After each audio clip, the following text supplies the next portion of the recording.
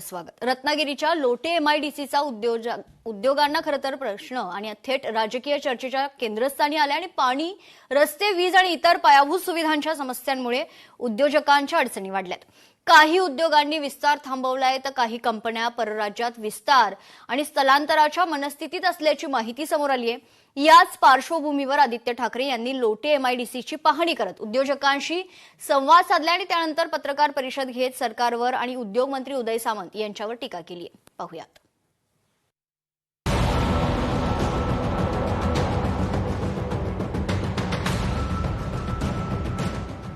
उद्योग मंत्री उदय सामंत आदित्य ठाकरेंच्या रडारवर। उद्योग बाहेर जाण्याच्या चर्चेने सरकार समोर आग पाखड। लोटे एमआयडीसीच्या समस्यांवर आदित्य ठाकरेंची पाहणी। ही आहे कोकणातील महत्वाची औद्योगिक वसाहत लोटे परशुराम एमआयडीसी। मोठमोठे उद्योग, मोठी गुंतवणूक, हजारो रोजगार। पण आता याच लोटे एमआयडीसी समोर एक मोठा प्रश्न उभा राहिलाय। उद्योग इथेच टिकणार की सुविधा नसल्यामुळे परराज्याची वाट धरणार? कारण लोटे एमआयडीसी मध्ये अनेक मूलभूत सुविधांचे प्रश्न असल्याची उद्योजकांची तक्रार आहे। काही उद्योगांनी विस्तार थांबवलाय तर काही कंपन्यांनी गुजरातसह इतर ठिकाणी विस्तार करण्याच्या मानसिकतेत आहेत। आणि याच प्रश्नाची दखल घेत शिवसेना नेते आणि आमदार आदित्य ठाकरे यांनी आज लोटे एमआयडीसीची पाहणी केली। एमआयडीसीतील परिस्थिती प्रत्यक्ष पाहिली, उद्योगांच्या अडचणी जाणून घेतल्या आणि त्यानंतर उद्योग भवन मध्ये उद्योगांशी थेट संवाद साधला। उद्योजकांनी आपल्या प्रलंबित मागण्या आणि अडचणी आदित्य ठाकरेंसमोर मांडल्या। उद्योजकांशी संवाद साधल्यानंतर आदित्य ठाकरेंनी पत्रकार परिषद घेत सरकारवर निशाणा साधला।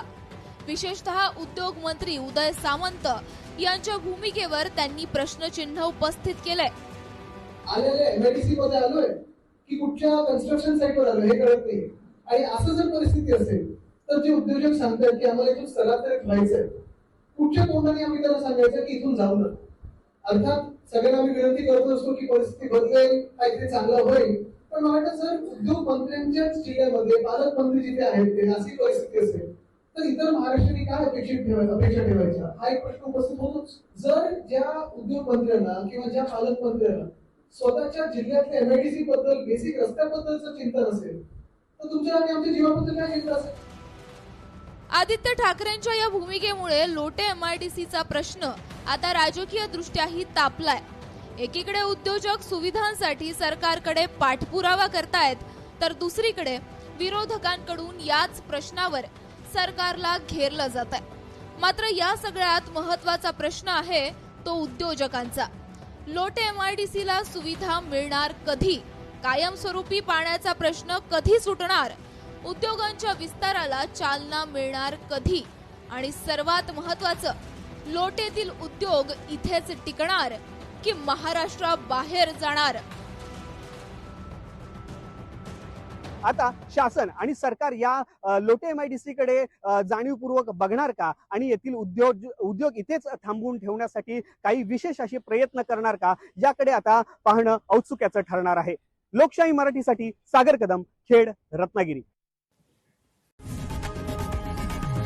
लोकशाही मराठी ऐका, पहा, जागरूक रहा।